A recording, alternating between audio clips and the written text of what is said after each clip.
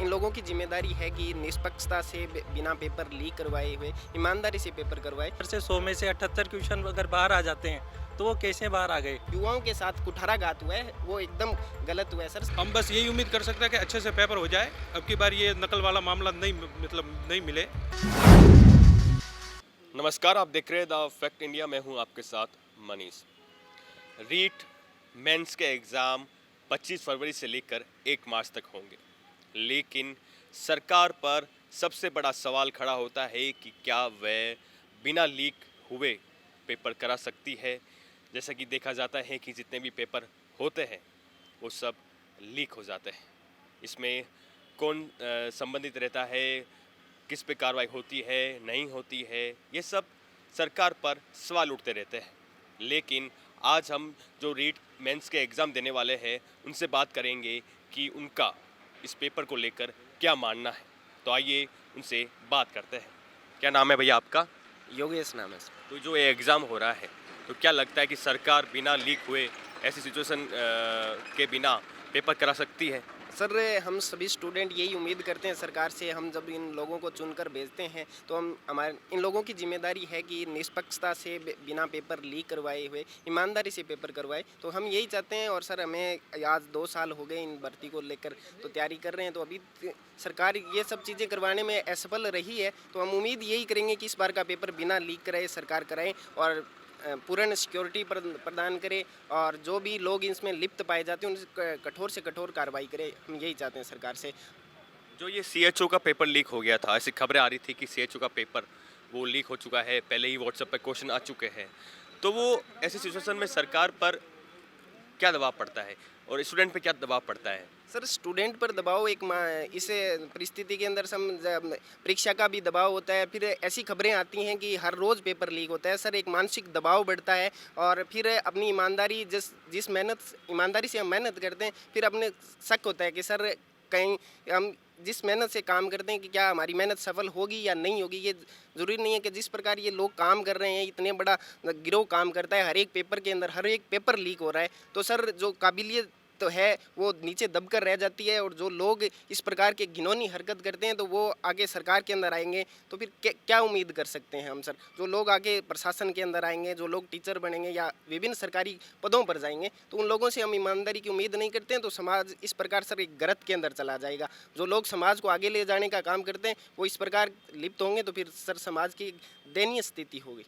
आपको बता दें कि जो ये रीट मेंस एग्ज़ाम है इसमें 9,64,000 स्टूडेंट्स पेपर देंगे। तो सवाल पर कहीं ना कहीं ये दबाव रहेगा कि कोई भी सिचुएशन ऐसी ना रहे कि पेपर फिर से लीक हो जाए, जो स्टूडेंट तैयारी कर रहे हैं उनके भविष्य के साथ खिलवाड़ हो। तो आपका क्या नाम है? रामेश्वर सिंह। तो आपका क्या मानना है कि सरकार इतने स्टूडेंट्स एग्ज़ाम देंगे तो आसानी से करवा पाएगी बिना लीक हुए? वैसे अगर सरकार चाहे तो कोई सा भी पेपर हो, कोई पेपर माफिया उसके अंदर लीक नहीं कर सकता। इसके अंदर सरकार की कुछ भूमिकाएं होती है।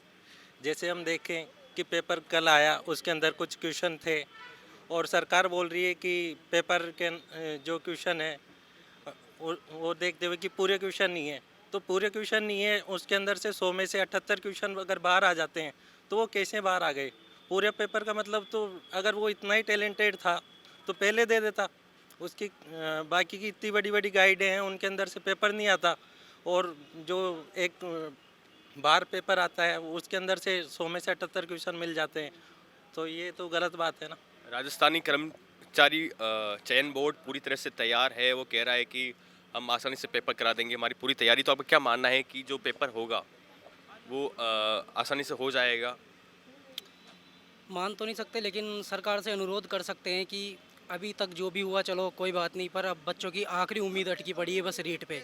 बहुत बड़ी वैकेंसी है, इसको अगर सरकार ईमानदारी से करवा दे तो सही रहेगा। कहीं ये अभी चुनाव आने वाले हैं, कहीं चुनाव को देखते हुए गहलोत ने काफ़ी घोषणाएं की है कि इतनी सारी वैकेंसी पे काम किया जाएगा, लोगों को भर्ती किया जाएगा। क्या लगता है कि ये चुनाव है इस वजह से किया जा रहा है या फिर स्टूडेंट को ध्यान में रखकर किया जा रहा है?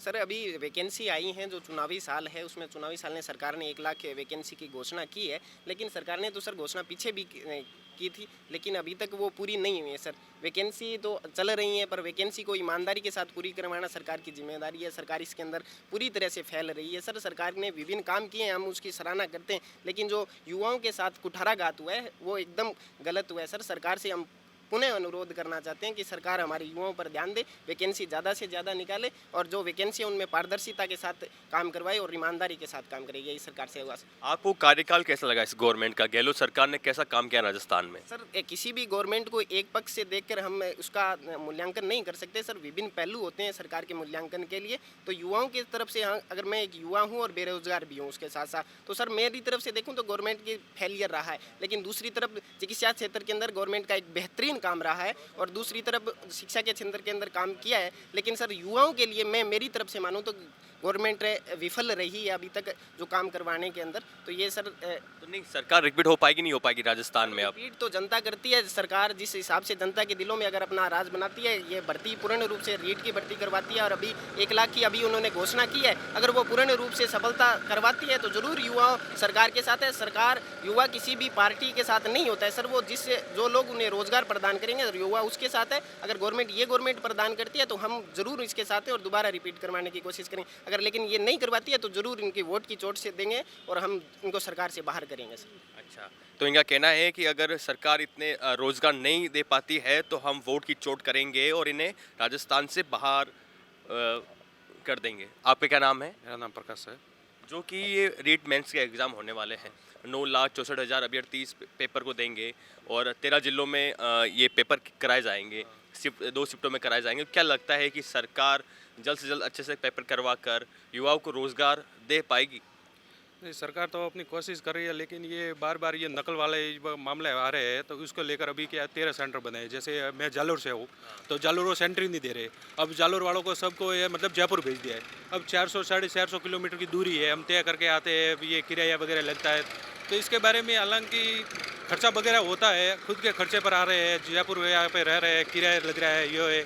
हम बस यही उम्मीद कर सकते हैं कि अच्छे से पेपर हो जाए, अब की बार ये नकल वाला मामला नहीं मिले। बस यही कोशिश कर सकते हैं ताकि इनका वो आराम से आसानी से हो जाए पेपर। बस इनका कहना है कि बस पेपर अच्छे से हो जाए, कोई नकल ना हो जाए, क्योंकि ये काफ़ी समय से मेहनत कर रहे हैं। युवा अपने गांव ढाणी से दूर रहकर यहाँ आते हैं, पढ़ाई करते हैं, फिर उनको ऐसी सिचुएशन हो जाती है तो बहुत ही बुरा प्रभाव पड़ता है। आपका क्या मानना है भैया? मेरा तो क्या मानना है कि सरकार अब ऐसे पेपर हर बार लीक हो रहा है, हर पेपर लीक हो रहा है, तो सरकार पे कैसे विश्वास किया जाए? और हर सरकार पेपर लीक कर रही है और एक सरकार पे तो विश्वास करे तो भी पहले वसुंधरा के टाइम भी हुआ था, अब अशोक जी के टाइम भी हर पेपर लीक हो रहा है। अब सरकार से हमारी कोई विश्वास नहीं है।